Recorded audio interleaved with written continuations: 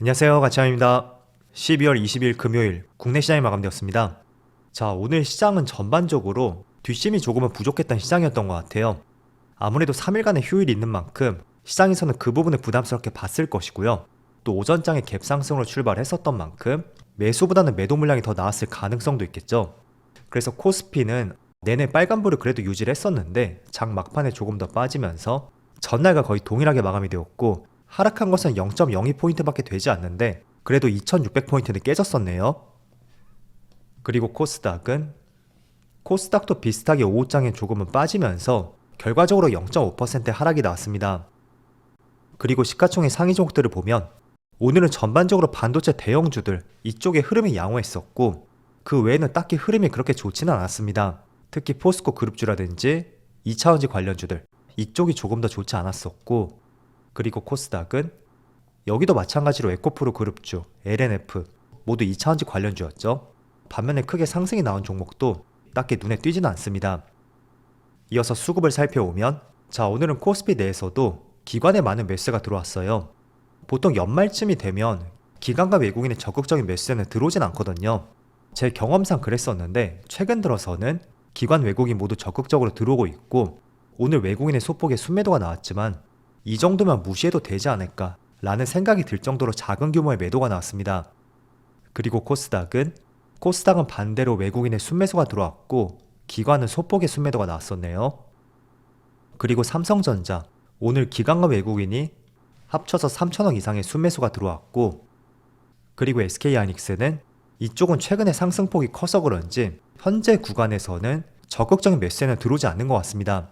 물론 부정적으로 볼 부분은 아니고 조금 쉬어가고 있다, 그렇게 보는 것이 맞을 것 같고요.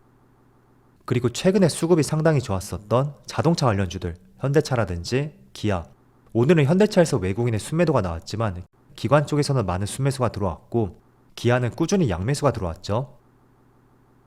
자, 이어서 주차별 매매 동향에 대해서 살펴보도록 하겠습니다.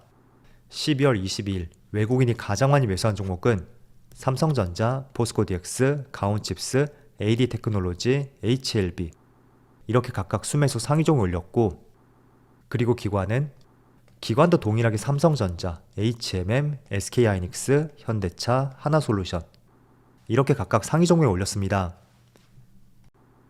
자, 이어서 해외 증시를 볼게요.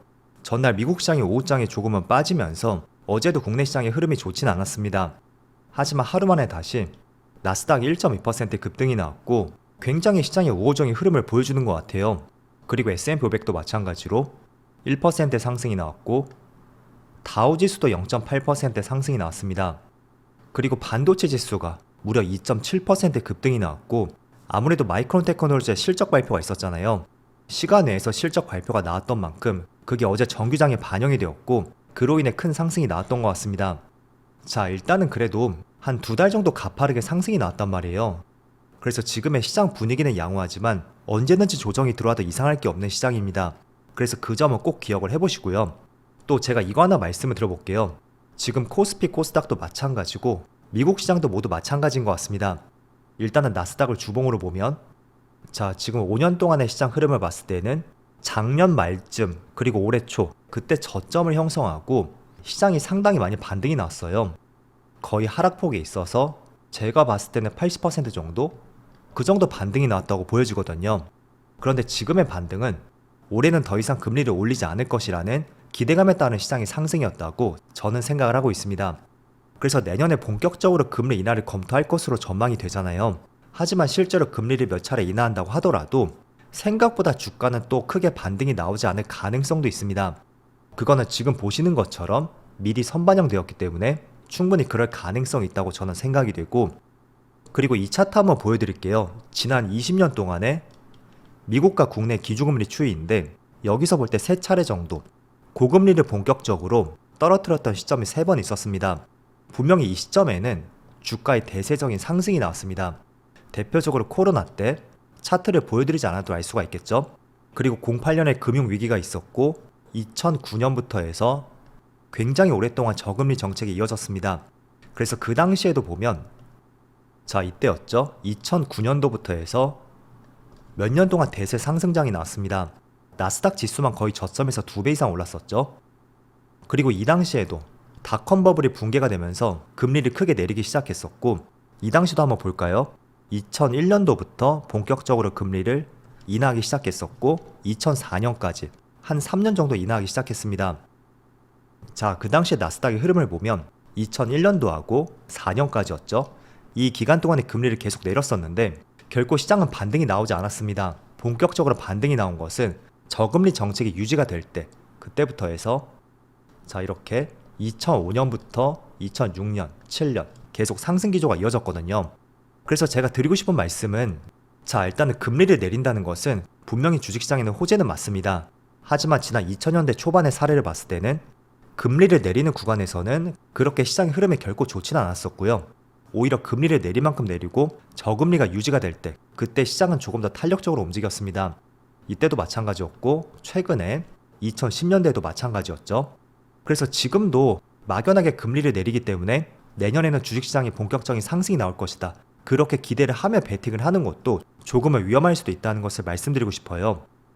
자, 그래서 저는 올해 주식시장에 많은 상승이 나왔고 하반기에 다시 한번 나스닥에 강한 상승이 나오고 있습니다. 어쨌든 분명히 금리 인하에 대해서 기대감이 상당히 많이 반영이 되었다고 생각이 되고요. 때문에 내년의 시장 상황은 물론 2022년만큼 나쁘진 않겠죠. 그렇지만 그렇다고 해서도 너무 낙관론을 펼치는 것도 경계해보자는 측면에서 말씀을 드리는 것입니다.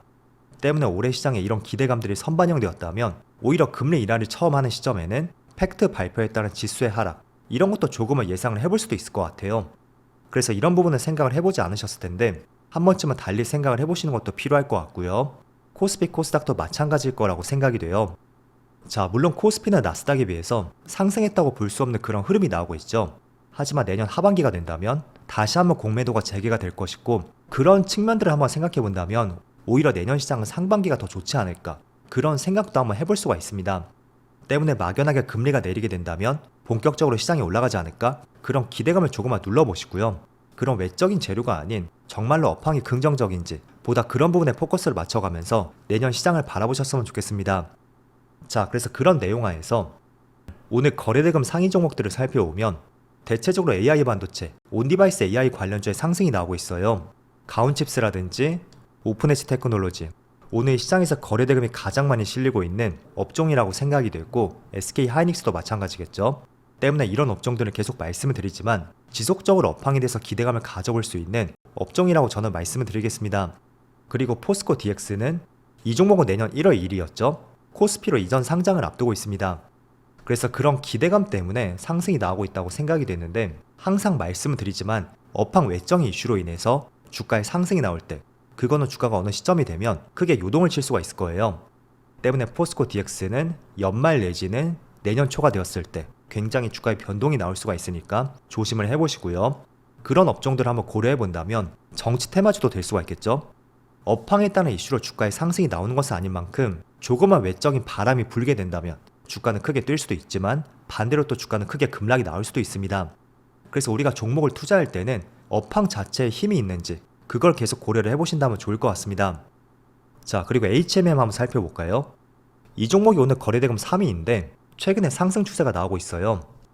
일단 이 종목은 두 가지 이슈가 있죠. 최근에 피인수 이슈도 있었고, 그리고 뉴스에서 계속 나오는 것이지만 예멘의 후티 반군이 수에즈 운하를 봉쇄하면서 물류 대란을 겪을 수도 있다는 기사가 꾸준히 나오고 있습니다.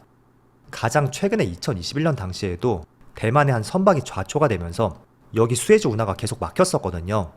그래서 운송비도 급등을 했었고, 이런 사태가 이번에 다시 일어나지 않을까 라는 우려감들이 커지고 있습니다.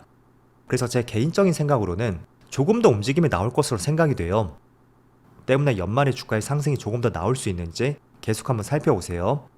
자, 일단 오늘은 제가 여러분들에게 거래대금 상위 종목들을 위주로 해서 내용적인 측면이라든지 주가의 움직임을 말씀드렸습니다.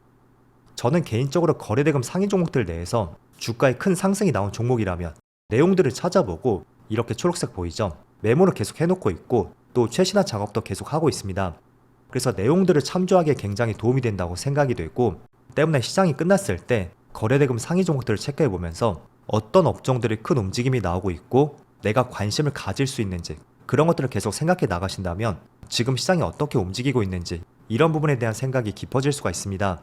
그래서 참조로 말씀을 드려보겠고, 또 이번 주는 크리스마스 때문에 3일간의 휴일이 있잖아요. 때문에 3일간의 휴일 잘 보내시고 저는 다음 주에 배당과 관련된 영상을 한번 만들어 보겠습니다. 자, 그럼 3일간의 휴일 잘 보내시고요. 저는 크리스마스가 지나고 다음 주 화요일 영상에서 다시 찾아뵙도록 하겠습니다. 감사합니다.